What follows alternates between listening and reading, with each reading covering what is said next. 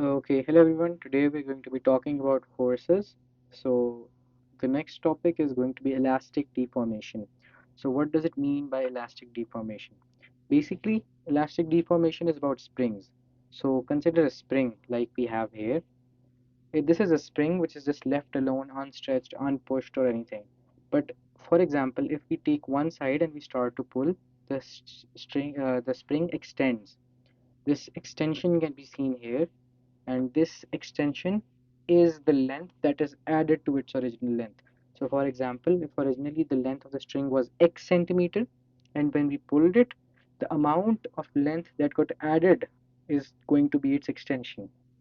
So when we pull the spring from one side, it extends, and the extra length that it gains is called extension. And as we increase the force of pulling, so does the extension. So as the force increases, the extension also increases. So extension is proportional to the force of how much we stretch. But this is only till limit of proportionality. Now what is limit of proportionality? Limit of proportionality is the point in where the spring starts to deform. Like if we pull one spring hard enough, we'll see that it's going to stop coming back to its original length. So for example, this is a spring. If we just pull it a little bit and let it go, it's going to come back to its original shape. But if there's another spring and we pull it so hard and extend it so much to a point that when we leave it, it doesn't come back to its original shape, that is its limit of proportionality. This limit of proportionality can be seen from the extension and force graph, like an example we have here, in which we can see that for the force, for like the force till E, the limit of the force and the extension were directly proportional, so they made a straight line. But after that, as force got increased, the extension was not linear. So if we try to make a line from E to the original length, it's going to be a straight line. But if we try the same thing from A, it's not going to go back to its original O. So this means that the spring or whatever object you have has reached its limit of proportionality. Spring constant is a constant different for each spring, and it represents the force per unit extension. Like if for example, there's a spring and we pull it with a force of 1 Newton, it's going to extend, for example, x centimeter. So the spring constant for this spring is going to be 1 Newton per x centimeter. The spring constant, as you can see, can be calculated with the formula force over extension, and this can be used for any spring.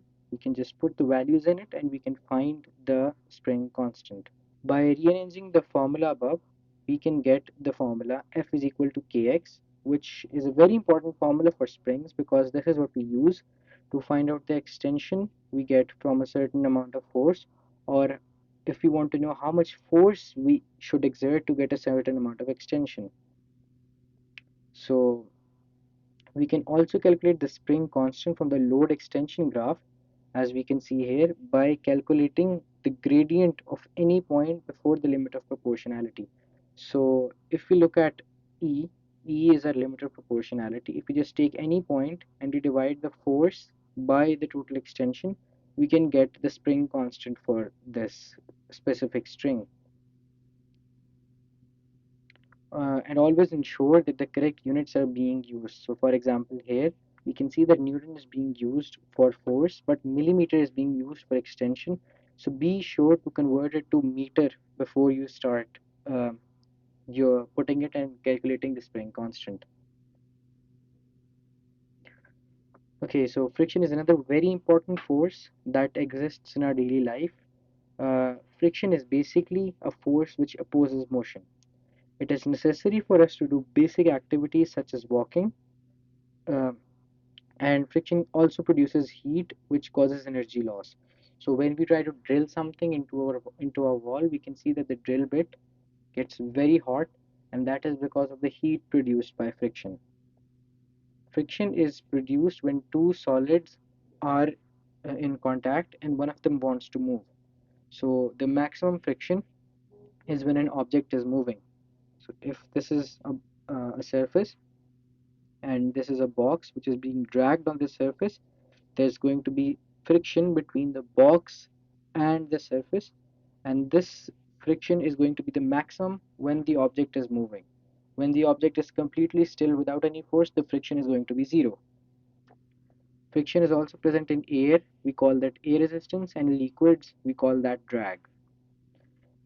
Okay, so in cars, in order to safely stop a car, brakes are used. These increase the friction and the car, the instant it falls, only weight acts on it. But as it accelerates and its speed starts to increase, there is air resistance that starts acting on it. And it keeps on increasing and increasing, the speed of the object keeps on increasing till there comes a point where the air resistance becomes equal to the weight and they both cancel each other out. This is the moment where the terminal velocity for an object is reached. At this moment, the net force becomes zero, so the acceleration also becomes zero. This speed is the maximum speed of an object and is called the terminal velocity. Okay, so circular motion is another motion caused by forces, and it is a motion caused when the force acting on an object is perpendicular to its motion. So if a car is moving towards the right and the force on it acts perpendicularly, meaning it acts at the angle of 90 degrees, the car is going to experience circular motion. So the car is going to start going in circles. This is very well explained in the diagrams, like this force is called the centripetal force, and this causes the mass to rotate with a certain radius, and it basically becomes a circular motion because it rotates in a circular path. Okay, so some important facts about circular motion is that when the perpendicular force increases, the speed of the object also increases, but this is only when the mass and the radius of the circle are constant. If the force increases and you want to keep the speed constant, you need to increase the radius of your mass. If the mass increases and you want to keep the speed and the radius constant, you need to increase the force. So these are three very important points, and it's going to be a bit hard to understand them after just reading them once. So try to go through them and read them 2 or 3 times and try to fully understand what they mean. This is enough for circular motion. We're going to be doing questions regarding these, and I'm going to upload them as well. And I hope that will really help make these concepts a bit clear and how they come into real life questions. Thank you for watching.